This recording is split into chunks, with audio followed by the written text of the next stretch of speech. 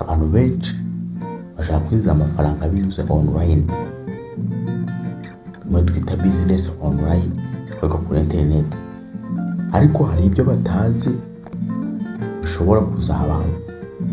Hari abatinya gutangira, hari abatinya za scam kubera ko hari ibintu byinshi byabasabye amafaranga,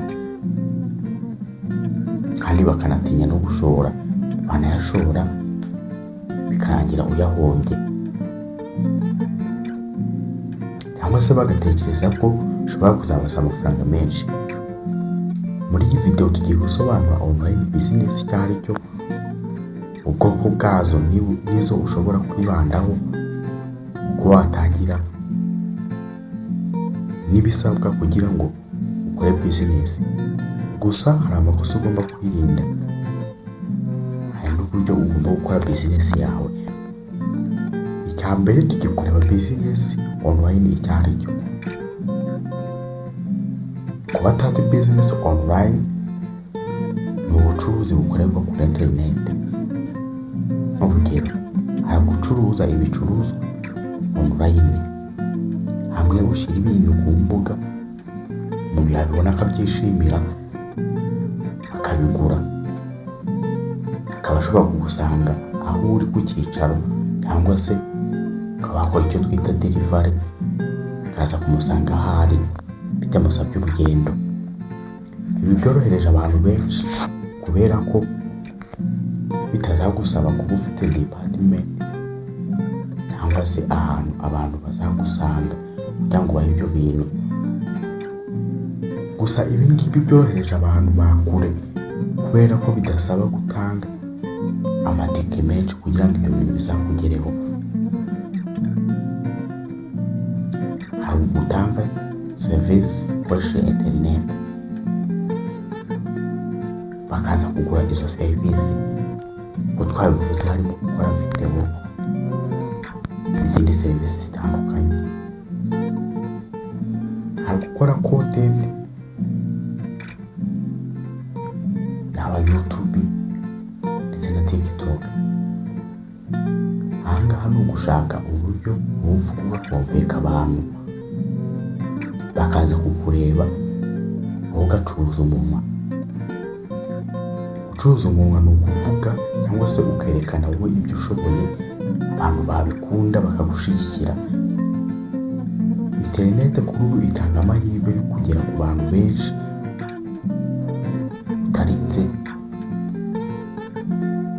gutakaza amatike, kubera ko muri iki gihe turi muri digital. Hari ubwoko bwa online ushobora kwibandaho. Ushobora gusangamo content creation, ushobora gukoresha YouTube, TikTok ndetse na Facebook, kwinjiza amafaranga binyuze muri ad, cyangwa se gukora n'aba brand cyangwa icyo bita affiliate marketing, mu buryo bwo kwamamaza cyangwa se aho uri gukorera bakakwamamarizaho muri za video zawe.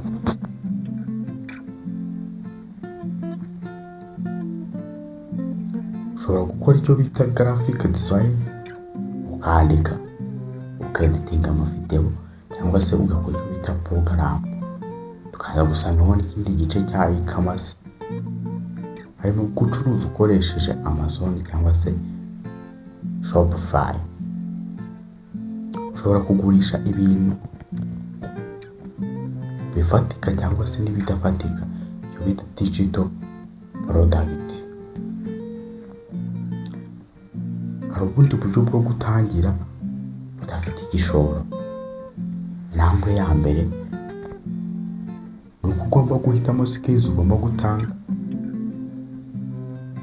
Iya kabiri, ukurayigeza ku bantu, gutangira buhoro buhoro, guhora ukora. Ibyo ni ibintu bishobora kuzagufasha gukora business online. Ibi ngibi n'ahandi bikorerwa usibye ku ma website, kuri TikTok ndetse no kuri YouTube, aho utanga skills zawe haza ubumenyi ufite, abantu bakaza kukureba bakaguhitamo uburyo bagukoresha ukabona amafaranga. Hari uburyo ukeneye kugira ngo ibi byose uzabigereho. Cyambere nuko ufite smartphone na internet, akawugeramo no kwihangana. Gusa hari amakosa ugomba kwirinda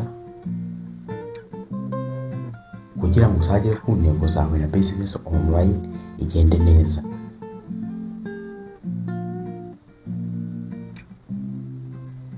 Icyambere ugomba kwirinda nuko gukira bigoranye.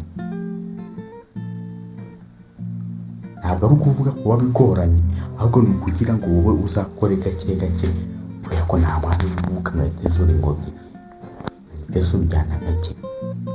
Hakuba wakwemera platform yose ukayakoresha, ukayizera ko ashobora kugufasha. Irindi kosa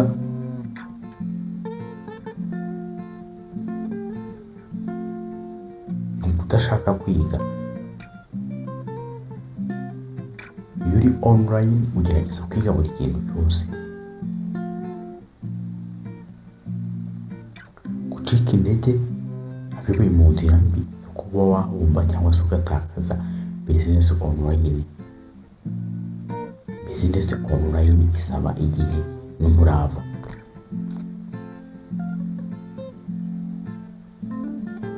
Uko business yawe ishobora gukura, ushobora kuyubaka, ndetse n'amazina ugomba kwiha kugira ngo ukomeze kuzamuka.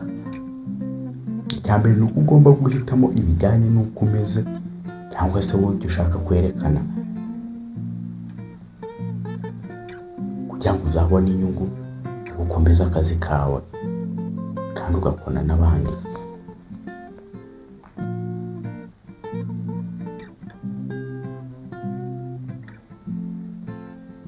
Business online irashoboka, ariko si amarozi. Niba wiga, wihangana, wirinda sikanga, ushobora kugera ku ntsinzi. Murakoze kureba iyi video, ndabashimira. Nitwa Patience, ndagushishikariza gukora subscribe wowe utarayikora, ndetse unasangize n'abandi kugira ngo ubu butumwa bugere kure. Like ndetse na comment. Ndabashimiye.